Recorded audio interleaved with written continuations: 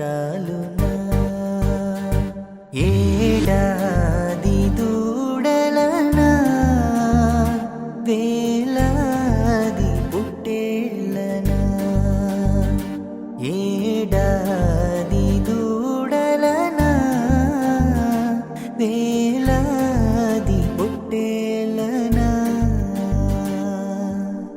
నీవు చేసిన ఉపకారం మన ప్రభువును రక్షకుడైన యేసుక్రీస్తు వారి పరిశుద్ధ నామములో అందరికీ ఆశీర్వాదం.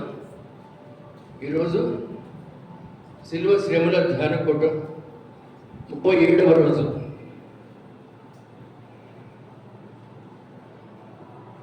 ఈ ధ్యాన కూటాలు రేపటితో ముగించబడతాయి. అందరూ చర్చికి రండి, ప్రార్థన చేద్దాం.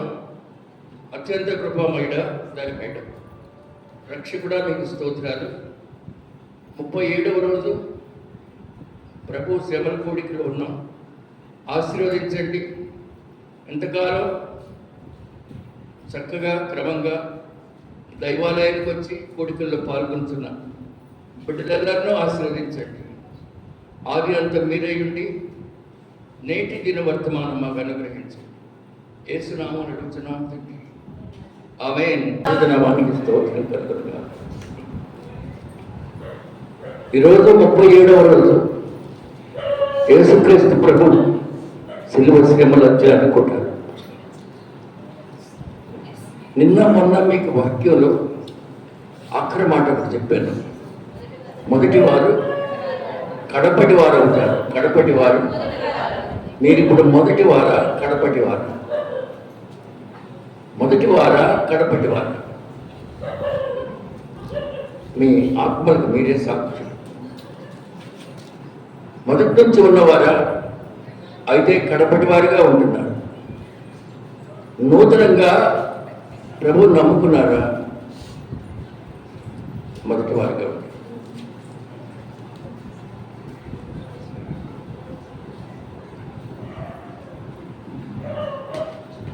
ఈ విపరీతమైన ఎండల్లో కూడా మీరు దినవేళ పొలాల్లో పనిచేస్తున్నారా? అందుకే రా ఆలస్యం. మీకు చెప్పేవాళ్ళు లేరా? దేవుడు మిమ్మల్ని మందలిస్తాడు, జాగ్రత్త. ఆ మందలింపు ఎలా ఉంటుందో మీరు ఊహించలేరు. దేవుని వాక్యం చదువుకుందాం. మత్తయి సువార్త 25వ అధ్యాయం.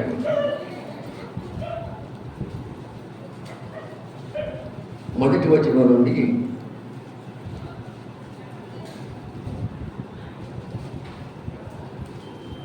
12, 13వ వచనం వరకు శ్రావణి చదువు.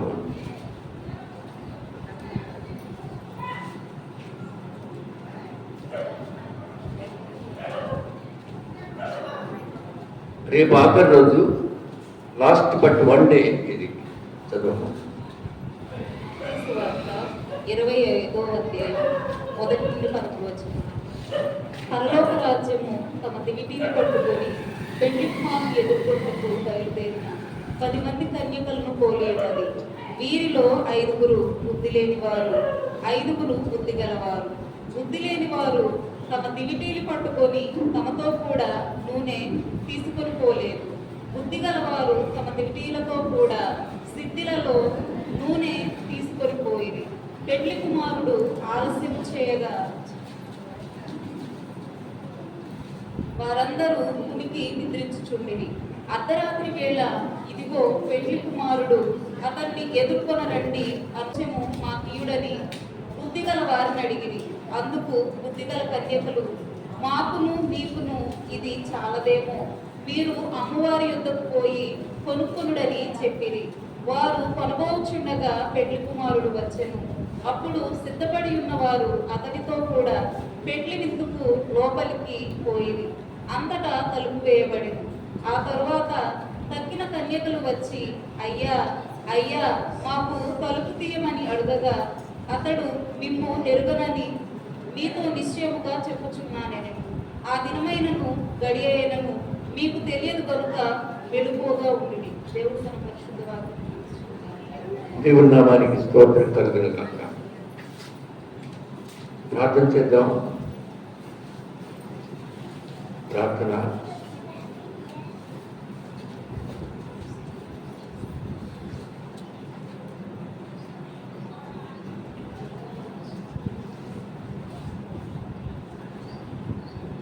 అక్కడ కూడా సుఖం వచ్చిందా సరేనా?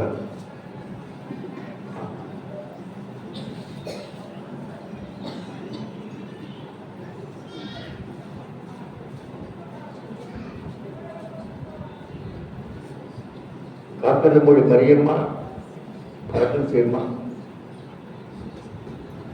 రాదుగా కూడా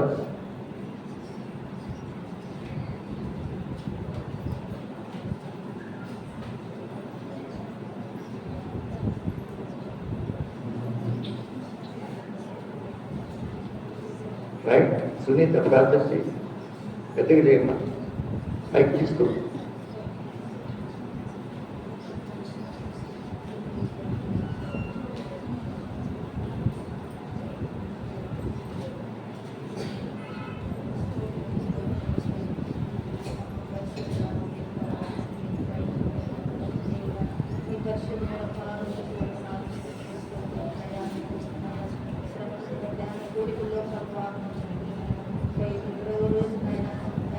సన్నిధిలో చేరి నాయన ప్రార్థించుకునే కృపను అన్నితను మాకు ఇచ్చిన దేవానికి స్తోత్రములయా.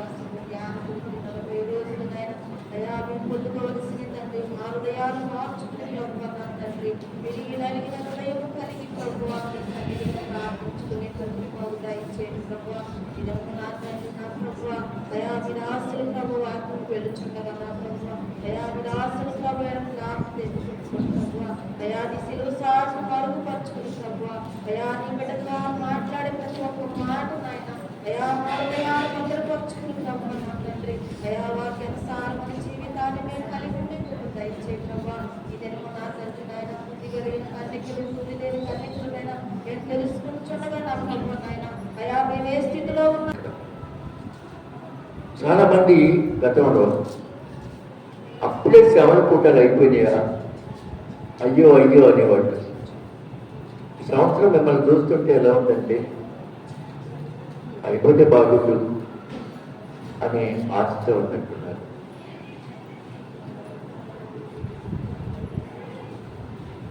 దేవుడి వాక్యం నీకు రావాలంటే ప్రయాసపడాలి. ప్రయాస లేదే ఏమీ రాదు. నువ్వు తోడు పెట్టుకున్న పెరుగు మజ్జిగ అవ్వాలంటే అలాగే చూస్తూ ఉంటే అయిపోతాయా? దాన్ని ఒక కవ్వ పెట్టి చిలికి చాలాసేపు చిలికిన తర్వాత వెన్న తీసి మజ్జిగ పక్కన పోసి ఒక శ్రేష్టమైన పాత్రతో ఉంచుకోవాలి. ప్రయాస ఉండాలి. ప్రతిదానికి ప్రయాస ఉంది. కానీ దేవుడి పనికి మాత్రం అంత ప్రయాస పెట్టట్లేదు మనం. ఇది బాధకరమైన సంగతి. రేపు గెత్సెమనే తోటలో ఆరాధన యేసయ్యను పట్టుకెళ్ళిన రోజు రేపు. యేసు ప్రభు తన శిష్యులకు చివరిసారి సిలువకు అప్పగించబడక ముందు చివరిసారిగా మేడగదిలో బల్లారాధన చేశారు. శిష్యులందరికీ బల్లారాధన ఇచ్చారు. కాళ్ళు కడిగాడు, తువాలు పెట్టి తుడిచాడు. తానే స్వయంగా తన శిష్యుల పాదాలు కడిగి తుడిచి అటువంటి బల్లారాధన రేపు గెత్సెమనే తోటలో ప్రార్థనలో బల్లారాధన ఉంటుంది. అందరూ సిద్ధపెట్టండి. ఆరాధన అయిన తర్వాత ఉంటుందన్నమాట. బల్లారాధన తర్వాత ఇక రేపటి ఆరాధన గుడ్ ఫ్రైడేకి ముందున్న ఆరాధన. ఇంతవరకు ఈ 40 రోజులు ఎన్నడూ కానుకలు పట్టలేదు, అలా ఎప్పుడూ చేయలేదు కూడా. కానీ గెత్సెమనే తోటలో ప్రార్థన రోజు కానుకలు స్వీకరించబడతాయి. జ్ఞాపకం పెట్టుకోండి. ఈ 40 దినాలు రావటం పోవటం చేసాం, మంచిదే. దేవుని కొరకు సేవ కొరకు అర్పించేటువంటి హృదయం కూడా కావాలి. మిమ్మల్ని ఎవరు గర్తించి అడగరు. మీ ఆత్మగతుడే రేపు కానుకలు స్వీకరించబడతాయి. రేపటి ఆరాధన అయిన తర్వాత పలహారం కూడా ఉంటుంది. అది అయిన తర్వాతే బల్లగారం ఉంటుంది. ఎల్లుండి గుడ్ ఫ్రైడే, శుభ శుక్రవారం. సిలువలో యేసు పలికిన 7 మాటలు. అది 11:30కు ప్రారంభించబడి 3 గంటలకు ముగుస్తుంది. ఆదివారం పునరుద్ధానం, ఈస్టర్ పర్వదినం, ప్రాతకాలపు ఆరాధన తెల్లవారుగా 4:30కు ఆరాధన ఉంటుంది. మధ్యాహ్నం 11:30కు కూడా మళ్ళా ఆరాధన ఉంటుంది. అది ఈస్టర్ ఆరాధన. ఆ రోజు కూడా పలహారం ఉంటుంది. సరే, ఈరోజు వాక్యం లేట్గా స్టార్ట్ అయింది. కొంచెం ఆలస్యంగానే ఇంటికి వెళ్దాం మనం. 15 నిమిషాలు. పరలోక రాజ్యాన్ని గురించి ఆయన చాలా సందర్భాల్లో చెప్పారు.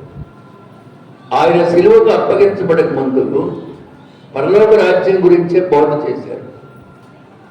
ఈ దినాల్ని పరిశుద్ధ దినాలు అంటారు. The holy days. Holy days, పవిత్ర దినాలు అంటారు. వాక్యం కూడా శుద్ధ హృదయంతో వినాలి, పవిత్ర హృదయంతో వినాలి. యేసుప్రభు చెప్తూ 10 మంది కన్యకల యొక్క పరిస్థితి చెబుతున్నారు. పరలోక రాజ్యం తమ దివిటీని పట్టుకొని, కరెంట్ లైట్ లేవు కదా, దివిటి కాగడ అన్నమాట, వెలుగుతున్న కాగడాలు పట్టుకొని ఆయన్ని చూడడానికి, యేసయ్యను చూడడానికి పెళ్లి విందుకు వస్తున్నాడు ఆయన. బయలుదేరిన 10 మంది కన్యకల పోలి ఉంది. ఆ వచ్చే ఆయన పెళ్లి కుమారుడు, ప్రభువే పెళ్లి కుమారుడుగా వస్తాడటండి. ఇందులో 10 మంది కన్యకలు రాట ప్రయత్నం చేశారు. ఈ 10 మందిలో సగం బుద్ధి లేని వాళ్ళు, సగం బుద్ధి గలవాడు, సగం మంది బుద్ధి కలిగిన వారు, సగం మంది బుద్ధి లేనివారు. బుద్ధి కలిగిన వారు, బుద్ధి లేని వారు, ఈ ఇద్దరి గురించి చెప్తున్నారు ఇక్కడ. బుద్ధి లేని వారికి పెళ్లి విందులో పాలు పంపులు ఉండవు, పెళ్లి కుమారుడు కూడా కనిపించడు. బుద్ధి కలిగిన వారికి మాత్రమే ఆ అదృష్టం ఉంటుంది. వెళ్ళేటప్పుడు ఏం చేశారంటే అందరూ దివిటీలు వెలిగించుకున్నారు, కాగడాలు వెలిగించుకున్నారు. వెలిగించిన ఈ కాగడాలన్నీ ఏం చేస్తారంటే పడుకోబోయే ముందు అక్కడ అరేంజ్మెంట్స్ ఉంటాయి, గోడకు చిల్లులు ఉంటాయి, వాటిలో పెడతారు, పడుకుంటారు. మళ్ళీ అవసరానికి లేచి వెంట తెచ్చుకున్న సిద్ధెలు అంటారు, వెంట తెచ్చుకున్న నూనె ఒక సిద్ధె, బాటిల్ అనుకోండి, పరిణా అనుకోండి, కొంచెం నూనె పోసి మళ్ళా దాన్ని వెలిగించుకుంటే రెడీగా ఉంటారు. ఇలా బుద్ధి కలిగిన వారేమో వారితో పాటు దివిటీతో పాటు నూనె కూడా తెచ్చుకున్నారు. బుద్ధి లేని వారు తమ దివిటీలతో పాటు నూనె తీసుకెళ్ళారు, స్పేర్గా నూనె తీసుకెళ్ళారు. ఇది ఆషామాషి జీవితం. అందరూ కనపడితే మాకు కూడా కనపడతారులే అన్న ధోరణితో వెళ్ళారు. ఇందులో ఏమాత్రం సిద్ధపాటు లేదు. దివిటీలు నిరంతరం వెలుగుతూ ఉండాలి. పెళ్లి కుమారుడు వచ్చేటప్పుడు ఇంకా దేదీప్యమానంగా వెలుగుతూ ఉండాలి.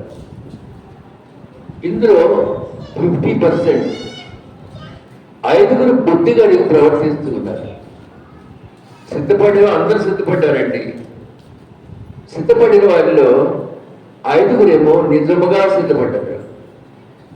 ఎలాంటి ఇబ్బంది వచ్చినా స్పెషల్గా నూనె ఉంచుకున్నారు. దీపాలు ఆరిపోతున్నా మళ్ళీ నూనెతో నింపబడతాయి అవి. ఇది సిద్ధపాటు. పొలగడితే భోజనం తీసుకెళ్తాం కదా, ఆ రోజుల్లో అయితే చిన్న చిన్న టిఫిన్స్లో అల్యూమినియం, ఇత్తడి, స్టీల్ టిఫిన్స్గా పెట్టుకెళ్ళేవాళ్ళు, భోజనం తీసుకెళ్ళేవాళ్ళు. పురుషులు కానీ స్త్రీ కానీ మధ్యాహ్నానికి చక్కగా భోజనం చేయడానికి భోజనం లేని వాడి పరిస్థితి ఏంటండి? దిక్కులు చూస్తూ ఉంటాడు తినేవాడి కంటే. అందరూ తలకు ముద్ద పెడితే తింటాడు. అంటే ఆయనలో ఎలా వెళ్ళాలనే సిద్ధపడే తత్వం రాలేదు. అలాగే ప్రతిదానికి సిద్ధపాటు చాలా అవసరం. రెడీనెస్, ప్రతిదానికి సిద్ధపాటు చాలా అవసరం. మన జీవితాల్లో కూడా సిద్ధపడలేని బ్రతుకులు మనం కలిగి ఉన్నాం. రాత్రి ఎంతమంది సిద్ధపడ్డారు? పరలోక రాజ్యంలో దేవుడు యేసయ్య నేను సందర్శిస్తాను. ఎంతమంది సిద్ధపడి కలిగి ఉన్నారు? డివిటీ అంటే వారి దగ్గర ఉండేటువంటి వెలుగుతున్నటువంటి ఒక కాగడ. స్పేర్గా నూనె తీసుకెళ్ళడం అంటే అవాంతర పరిస్థితులు ఎదుర్కోవడానికి సంసిద్ధత. కాబట్టి ఇక్కడ బుద్ధిగల వాళ్ళు చాలా వెల్ ప్రిపేర్డ్, బుద్ధి లేని వారు నాట్ ప్రిపేర్డ్. ఏదో ఆశామాషిగా వెళ్తూ ఉన్నారు. పెళ్లి కుమారుడు ఆలస్యం చేశాడు. ఆలస్యం చేయగానే అందరికీ నిద్ర వస్తుంది కదా, నిద్రపోతున్నారు. కొనికి నిద్రిస్తున్నారు.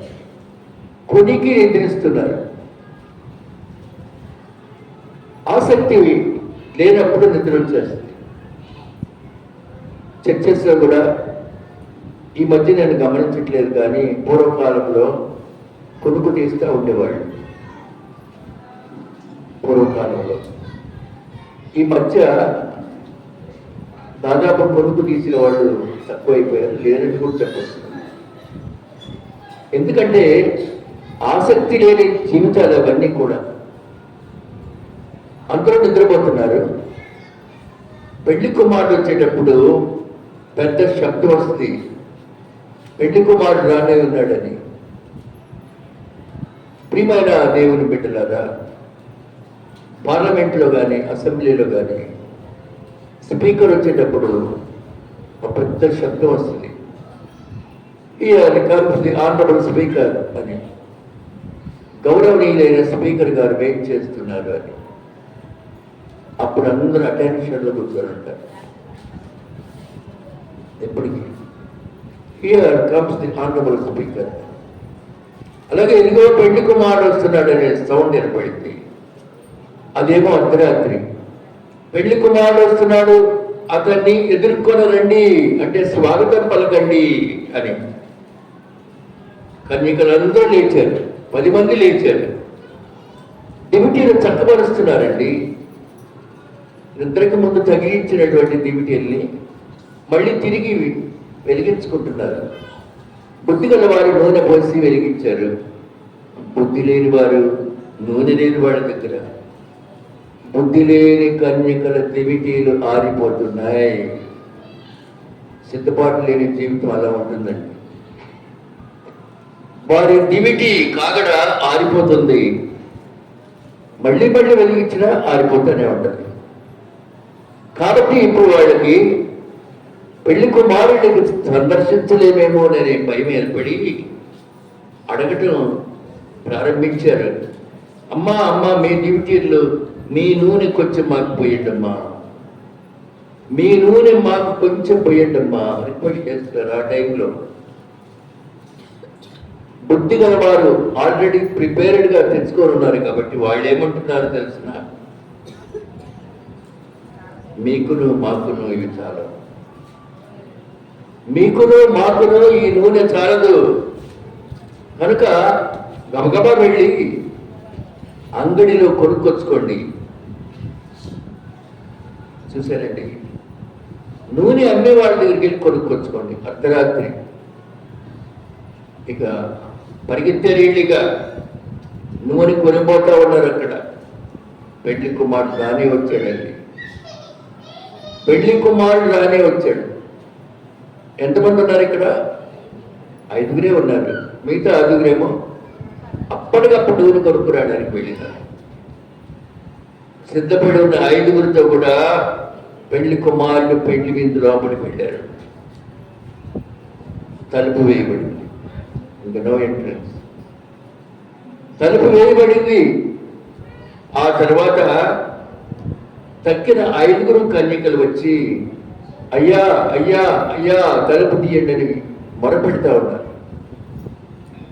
ప్రియమైన బిడ్డలారా, లోపల నుంచి శబ్దం, మిమ్మల్ని నేను ఎన్నడూ ఎరుగను, మిమ్మల్ని ఎరుగను, నిశ్చయముగా మీతో చెప్తున్నాను.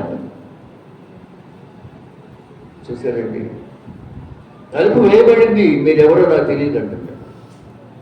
చూసారండి, సిద్ధపాటు లేని వారికి తలుపు వేయబడింది, సిద్ధపడిన వారికి తలుపు తీయబడింది. ఆ తలుపు పేరే పరలోక తలుపు. పరలోక రాజ్యం అలా ఉంటుంది. నువ్వు ఎన్నేళ్ళు ఆలయానికి వచ్చినా సిద్ధపాటు లేకపోతే తలుపు వేయబడినట్లే. సిద్ధపాటు ఉంటే లోపలికి వెళ్తావు. నేను మిమ్మల్ని ఎన్నడూ ఎరుగను, వెళ్ళిపోండి అంటున్నారు. లోపల నుంచి వెళ్ళి కుమారుడు శబ్దం. బుద్ధి లేని కన్యకలు వారి ప్రవర్తన ఎలా ఉందో చూసారా? అందరితో పాటే బయలుదేరారు. బుద్ధి గల వారితో వారు కూడా బయలుదేరినారు. వారు కూడా దివిటీలు పట్టుకున్నారు. వారు కూడా దివిటీలు వెలిగించుకున్నారు. పెళ్లి కుమారుడు ఆలస్యం అయితే అందరితో పాటు వారు కూడా నిద్రపోయారు. కొనికి నిద్రిస్తూ ఉన్నారు. ఇక్కడి నుంచే వచ్చింది బాధ. అర్ధరాత్రి వేళ పెళ్లి కుమారుడు వస్తున్న హడావుడి హడావుడి. పెళ్లి కుమారుడు ఒంటరిగా రాడు, తనతో పాటు మంది మార్బలం ఉంటారు. పెద్ద శబ్దంతో వస్తున్నారు. ఆయన పెళ్లి కుమారుడు వస్తున్నాడు అనే శబ్దంతో అతన్ని వెల్కమ్ చేయండి, అతన్ని స్వాగతించండి అనే శబ్దం వచ్చింది. ఇక దీపాలు వెలిగించుకుంటూ ఉంటున్న ఈ 5గురు దీపాలు ఆరిపోతున్నాయి. ఆ చవురు వాళ్ళు పడుకునే వాళ్ళ త్వరకే వచ్చింది. ఇంకా ఇప్పుడు అసలైంది ఆయనకు పనికి రావట్లా, అవసరానికి పనికి రావట్లేదు. విన్నారా? అలాగే అవసరానికి పనికి రాని వారితో మనం స్నేహం చేయకూడదు. అక్కరకు రాని చుట్టము మంచి వినే ఉంటారు చిన్నప్పుడు. అక్కరకు రాని చుట్టము, తాను మొక్కిన వరమేయని వేలుపు, తానెక్కిన త్వరగా పరిగెత్తని గుర్రము, గ్రక్కుల విడవగలై గదరాసమని. అక్కడికి రాని చుట్టారు. అవసరంలో పనికిరారు, వాళ్ళు రారు, సహాయానికి రారు. అక్కడికి రాని చుట్టంలాగా అయిపోయింది ఇప్పటికి కూడా. మొక్కిన వరమేయని వేలుపు అంటే దేవుడు. మొక్కినా దేవుడు వరమేయటం లేదు. ఆయన ఎలాంటి దేవుడో వరము ఈయనటువంటి దేవుడికి మొక్కుతూ ఉన్నారు. తానెక్కిన వడిగా పరిగెత్తని గుర్రం, గుర్రం ఉంది కానీ పరిగెత్తడం చేతకాట్లేదు. గ్రక్కున విడవగలిగి గదరాసమని. ఓ బుద్ధి గలవాడ త్వరగా వదిలిపెట్టారు అటువంటి. అలాగే వీరి డివిటీలో అక్కడికి రాలేదు. కారణం ఏంటంటే సిద్ధలలో నూనె, they are not in readiness. వాళ్ళు సంసిద్ధులుగా లేరు. పరలోక రాజ్యం ఎవరికి అంటే సిద్ధపాటు కలిగిన వారికి. సిద్ధపడేది ఎలా అంటే దేవునితో విజ్ఞాపన, ప్రార్థన, పరిశుద్ధ గ్రంథంలో ఉండే వేదవచనాన్ని చదువుకోవడం, ప్రార్థన చేసుకోవడం సిద్ధపాటు.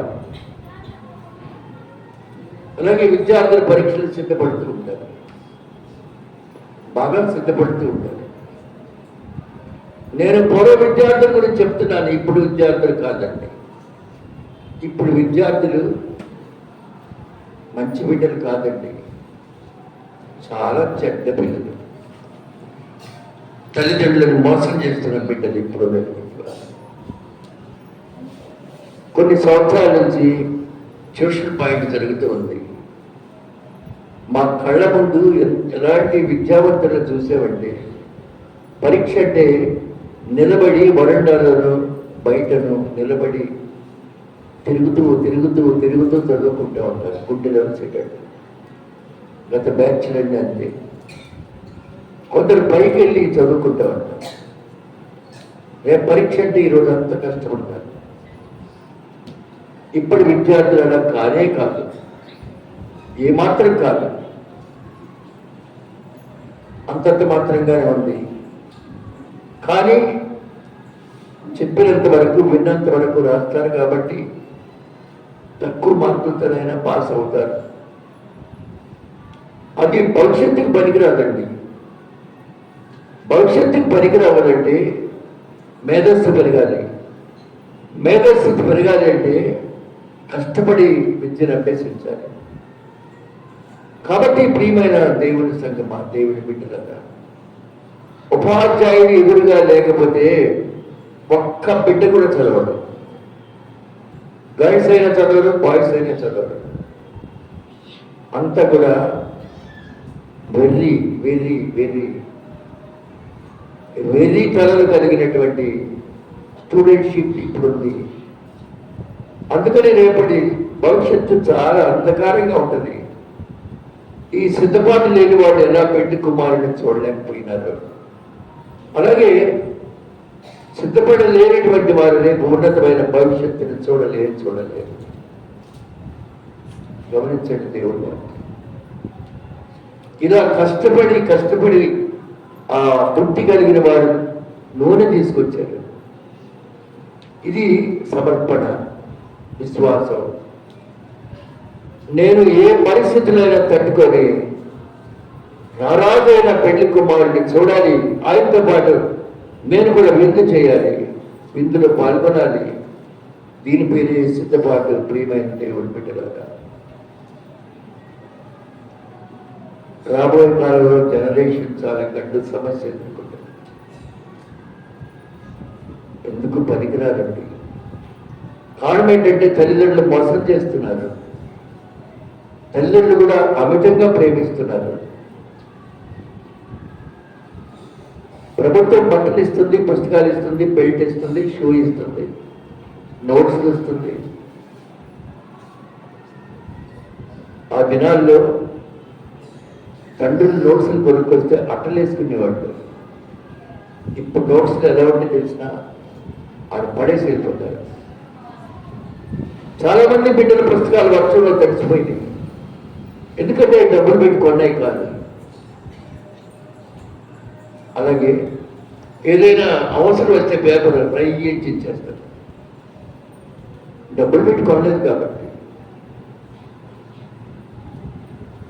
అలాగే పుస్తకాన్ని కళ్ళకు అద్దుకునేవాడు చదివే ముందు ఆ దినాలుగా.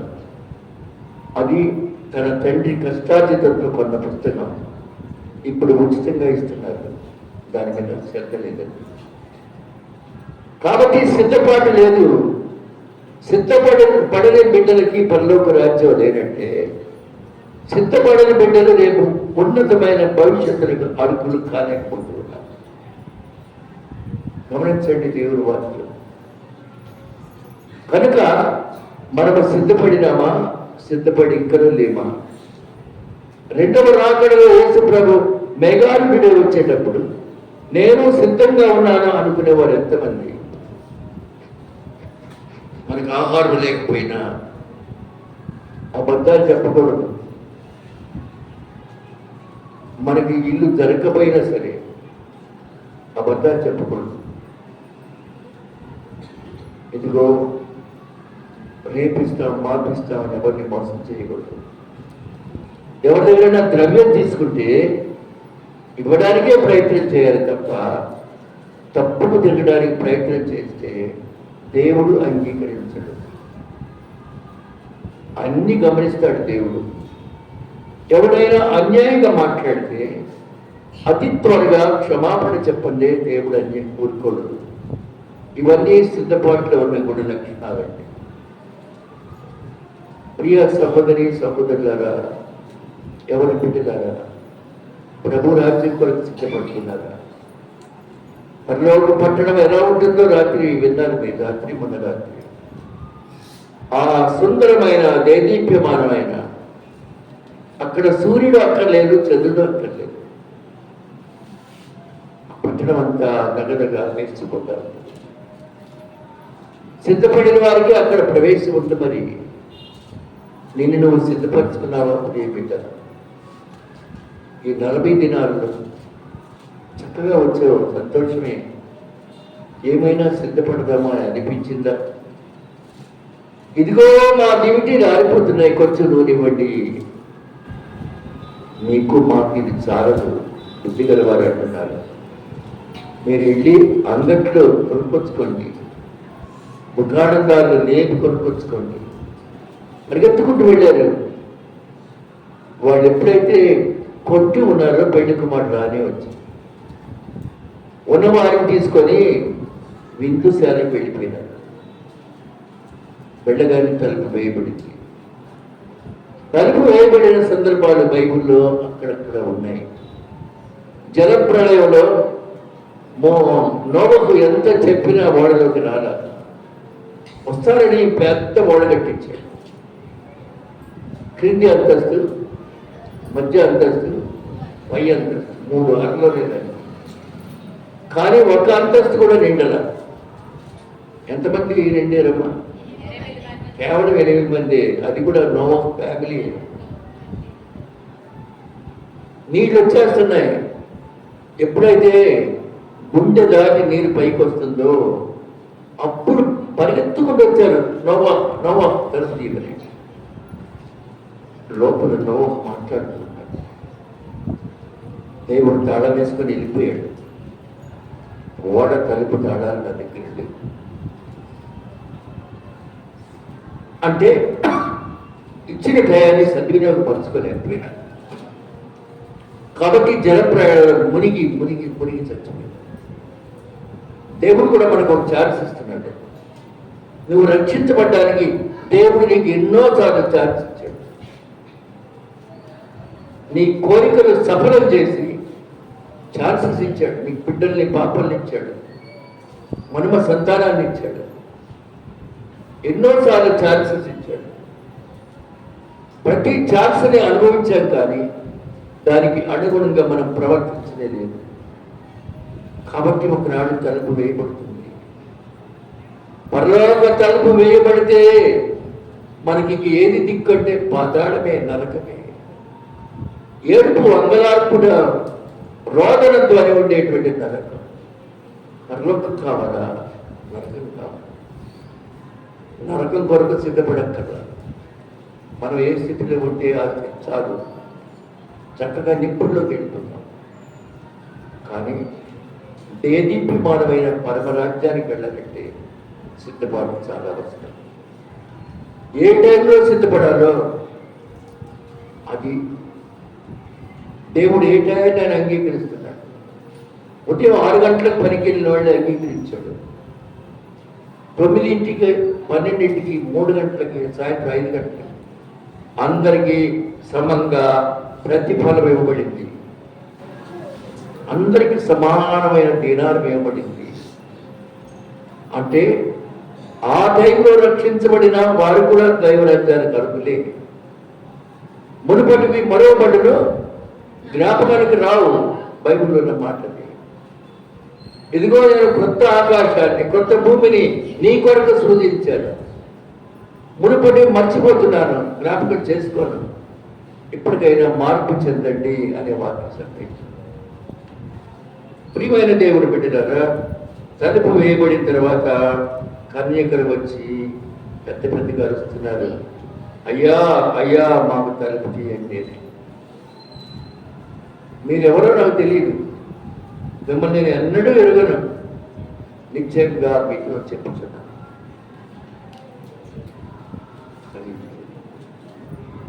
ఇంకో చోట ఏముందంటే బైబిల్లో, దేవా మేము ఉపవాసం ఉంటే నువ్వు చూడలేదా అని కొందరు అరుస్తున్నారు.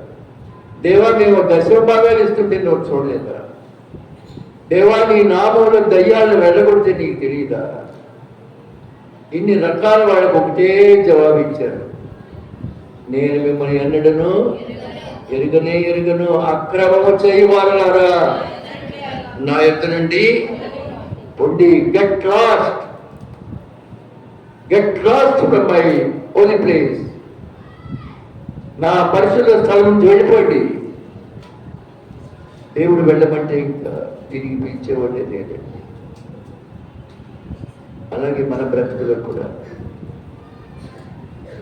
13వ వచనంలో మంచి మాట, ఆ దినమైనా ఆ గడి అయినా మీకు తెలియదు కనుక మెలకువగా ఉండండి. ఆ దినము ఆ గడియ మీకు తెలియదు కాబట్టి మెలకువగా ఉండండి. ప్రియమైన దేవుని బిడ్డలారా, మెలకువ ఎప్పుడు ఉంటుందంటే భయం ఉంటే ఉంటుంది. భయం లేకపోతే మెలకువ ఉండనే ఉండదు. ఏ టైంలో దేవుడు వస్తున్నాడో అని చెప్పి ఆ టైంలో ఆరిపోకుండా ఆ యొక్క దిమిటీకి పోయాలని స్పేర్గా నూనె తెచ్చుకున్నారు వారు. ఏ టైం అయినా ఎదుర్కోవడానికి వారికి మాత్రమే పరలోక రాజ్యం ప్రవేశం కలిగింది. అలాగే ఎప్పుడైతే నువ్వు సిద్ధపడ్డావో, సిద్ధపడటం అంటే వాక్యానుసారం ప్రార్థన జీవితం, పాప క్షమాపణ, పశ్చాత్తాపం ఇవన్నీ కలిగి సిద్ధపడి ఉండాలని ప్రభు సెలవిస్తున్నాడు. అప్పుడు ప్రభు తోడుగా ఉంటాడు. షడ్రక్ మెషక్ అబేద్నెగోలు నిప్పుల్లో అగ్ని మంటల్లో పడద్రోయబడినారు. రాజు నెబుకద్నెజరు మాట వింటలేదని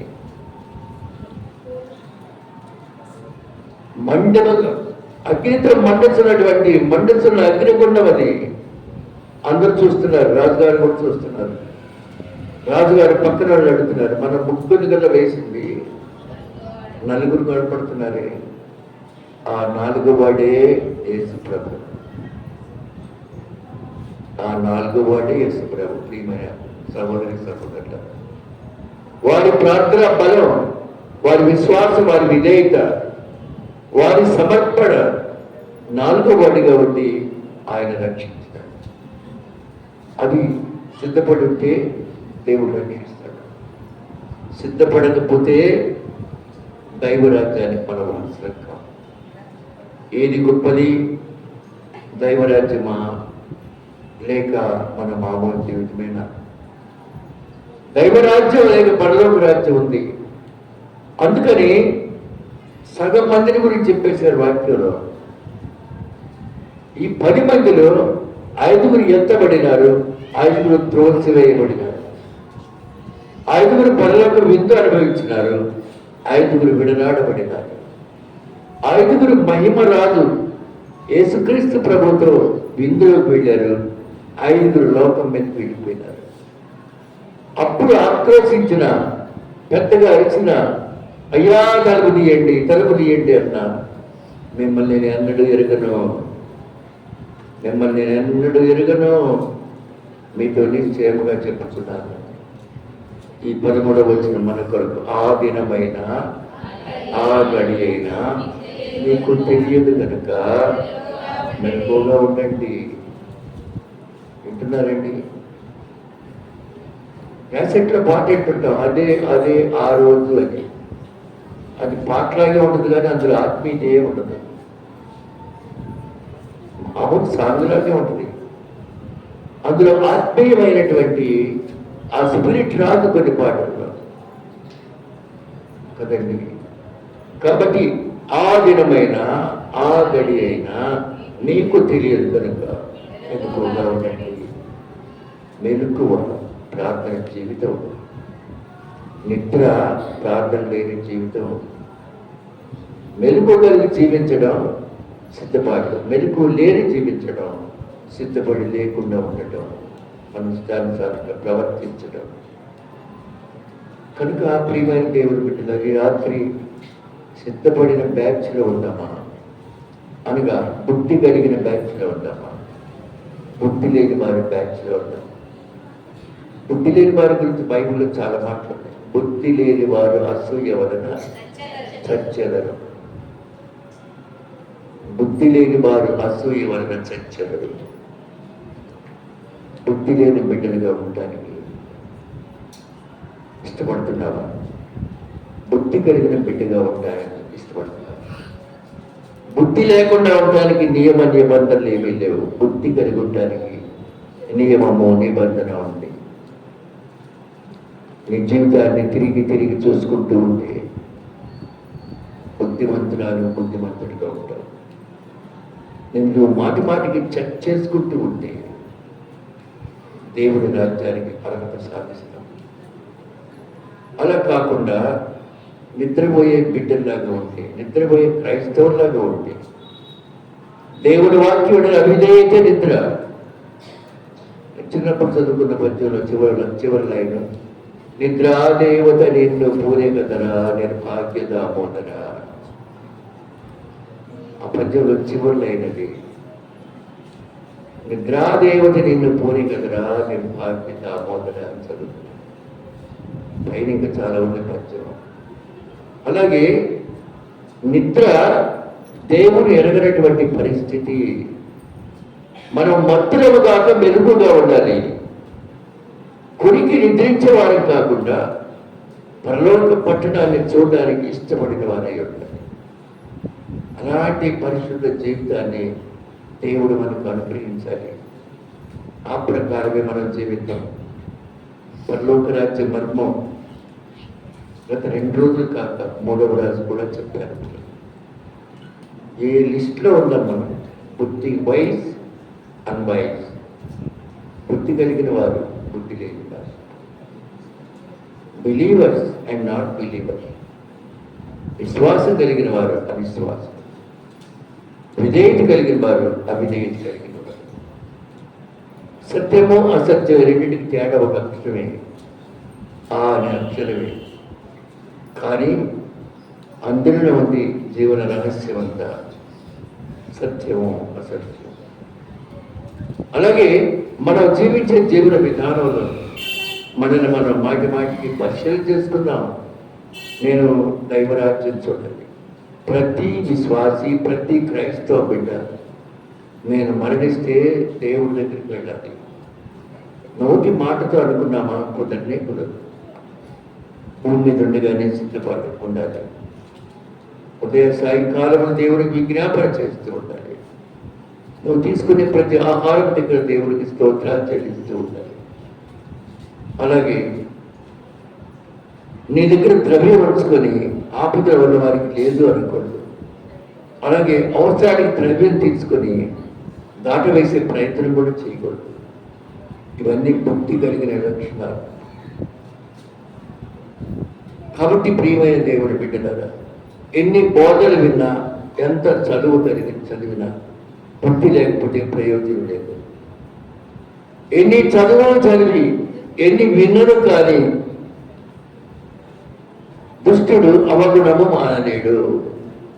ఎంతనా చదువు, ఎంతనా విను వాక్యం, దుష్టుడికి చెడ్డతరాన్ని గురించిన భయం లేదు. అందుచేత మంచి చెడ్డల్ని ఆలోచించి జీవించాలని బుద్ధి కలిగిన బిడ్డలు, బుద్ధి లేని బిడ్డల ఈ యొక్క యేసయ్య చెప్పిన సందేశంలో తేటతెల్లంగా అర్థమవుతుంది. ఈ రాత్రి మనం బుద్ధి గల వారిగా ఉంటామా, బుద్ధి లేని వారిగా ఉంటామా? ఈ 40 దినాల ప్రయాస ప్రియమైన బిడ్డలారా, వేడకు వచ్చాం, వేడకు ముగించి పెట్టినాం, వాక్యం విన్నాం. ప్రతిరోజు వస్తున్న బిడ్డలందరూ నాకు కనపడుతూ ఉన్నారు. అని వారి కారణాలు హాస్పిటల్ పాలయ్యో ఏమో రాని కొందరు ఉన్నారు. అసలు ఇంతవరకు అడుగు పెట్టిన వాళ్ళు కూడా కొంతమంది ఉన్నారు. అడుగు పెట్టినా 4-5 రోజులు చెడిపోయిన వాళ్ళు ఉన్నారు. ఆ పిక్చర్ నాకు కనపడతా ఉంటుంది.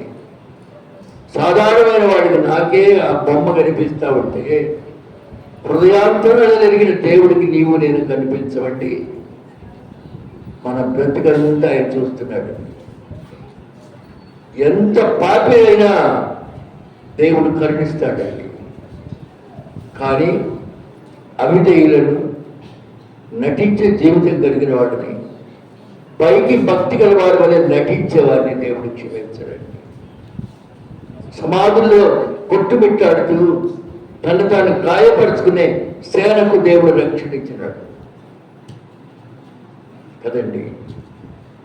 తన పాప జీవితంతో ఎన్నో అకృత్యాలు చేసినటువంటి ఒక సహోదరి దీనంగా వచ్చి కాళ్ళ దగ్గరికి వచ్చని కాళ్ళు ముట్టుకొని కన్నీటితో తుడిచినప్పుడు ఆ పాపికి దేవుడు రక్షించాడు. రాళ్లతో కొట్టబడుతున్నటువంటి దుర్మార్గురాలని ఒక బిడ్డకు దేవుడు రక్షించాడు. ఆయన రక్షణ పొందేవరికి ఎందరూ యేసునామములో విశ్వాసం ఉంచును వారందరూ దేవుని బిడ్డలోని అధికారాన్ని దేవుడు ఇచ్చాడు. అట్టి అధికారంలో మనమందరం పాల్గొని ఆయన మహిమను ప్రచురిద్దాం. అట్టి కృప పరిశుద్ధ దేవుడు మనకు అనుగ్రహించడుగా. అందరూ ప్రార్థన చేయండి. ఇప్పుడు అందరూ ప్రత్యేకంగా 5 నిమిషాలు ప్రార్థన చేయండి. ప్రార్థనే శుద్ధ హృదయంతో చేయండి, విశ్వాసంతో చేయండి.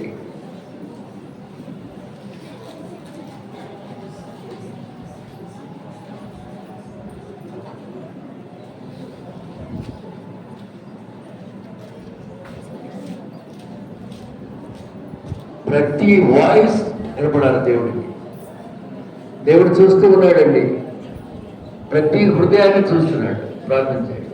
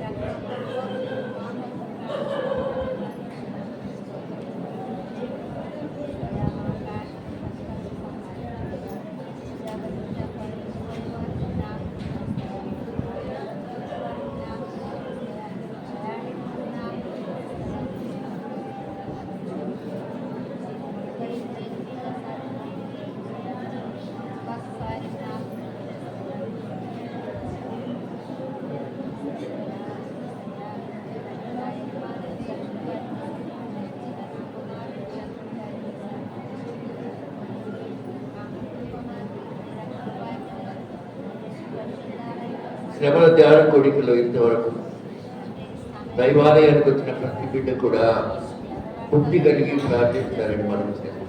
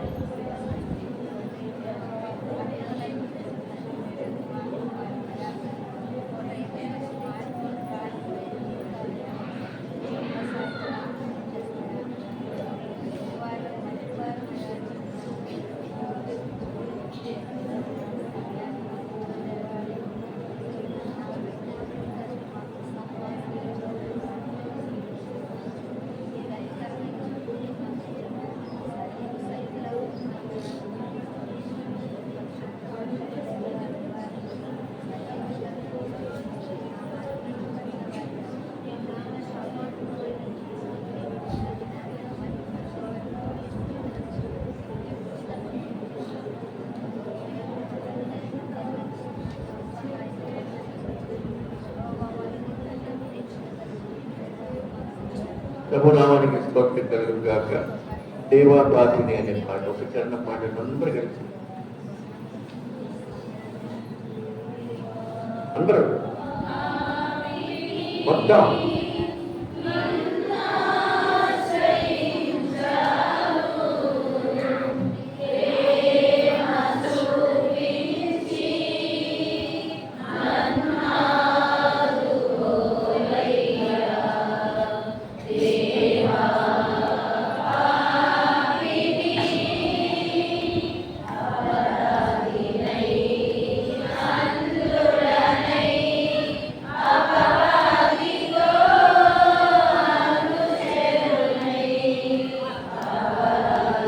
కొంచెం పెద్దగా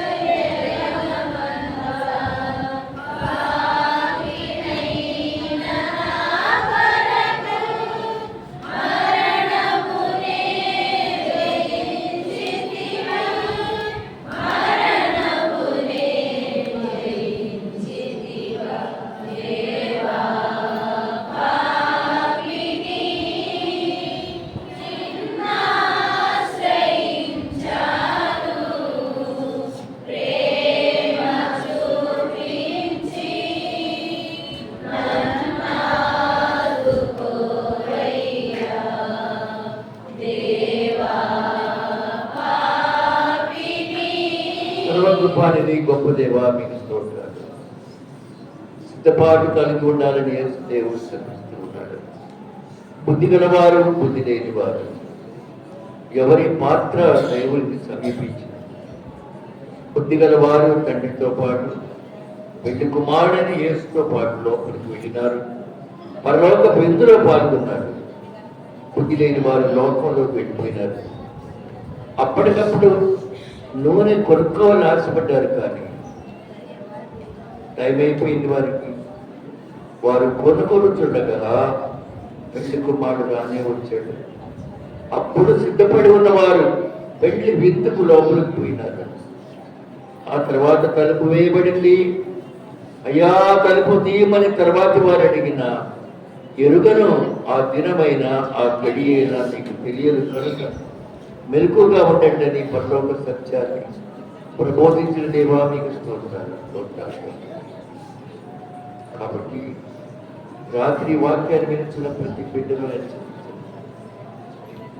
ఎన్నోసార్లు పరలోక రాజ్యాల గురించి చెప్తున్నావు. విశ్రేష్టమైన వాక్యం బిడ్డల హృదయాంతంలో భద్రపరిచి ప్రార్థిస్తున్నాను. చాలా మంది బిడ్డలు అస్వస్థత బాధలు కొన్ని దినాలు రాలేకపోయినాయి. వారిని కరుణించండి, లేవనెత్తండి. అలాగే దైవరాజ్యం కొరకు ఎదురు చూసే బిడ్డలు కావచ్చు. ఆ గొప్పదైన పరలోక రాజ్యం నేను అందులో ఉండాలి.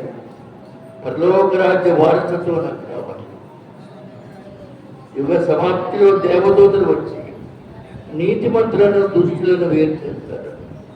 నీతిమంతులను మంచి గంపల్లో, దుష్టులను అగ్నిగుండంలో, ఆ అగ్నిగుండంలో ఏర్పులు పంటలు కొడుకుతా ఉంటాయి. బైబుల్ చదివిస్తూ ఈ మెసేజ్ బిడ్డల హృదయాల్లో భద్రపరిచి ఆశీర్వదించి ఇప్పుడు అందరికీ కూడా జ్ఞాన హృదయాన్ని దయచేయండి, మీ ఆశీర్వాదం దయచేయండి. యేసు దేవుని పరిశుద్ధ నామములో అడుగుతున్నాము తండ్రి. మన రక్షకుడును పరమ తండ్రి అయిన యేసుక్రీస్తు వారి అద్భుతమైన కృప, పాప క్షమాపణ, ఆయన మహిమ రాజ్యానికి అర్హత ఆయన ద్వారానే మాకు కలుగును కాక. ఆ ప్రకారం కూడి ఉన్న మాకును సమస్త పరిస్థితులకు మీ పరలోక రాజ్యం ప్రాప్తి ప్రసాదించమని యేసునామములో అడుగుతున్నాము తండ్రి. ఆమేన్. ఈరోజు కంటి వాక్యం రాసుకోండి తల్లి. ఈరోజు ఎన్నో కంటి వాక్యం 37 38 కండి మా ఎందుకంటే ఇప్పుడు 5 నిమిషాలు 37 అమ్మా 25 వచ్చిన మొదటి వచ్చిన 37 38 కూడా చెప్పారు. 38 కూడా రాసి చెప్పుకుంటారు. మొత్తం 25 11 వచ్చిన చిన్నది. సరేనా? 39 కూడా చెప్తున్నా. కీర్తన మొదటి అధ్యాయం. ఓకేనా? 39 ఓకేనా? 40 కూడా చెప్పండి. ధన్యతలు ఆత్మ విషయం అయితే 40 బైహాట్ చేయండి. పరీక్ష కూడా తెలుసా? గుడ్ ఫ్రైడే రోజే ఎల్లుండి మంచి బహుమానాలు ఇస్తాను.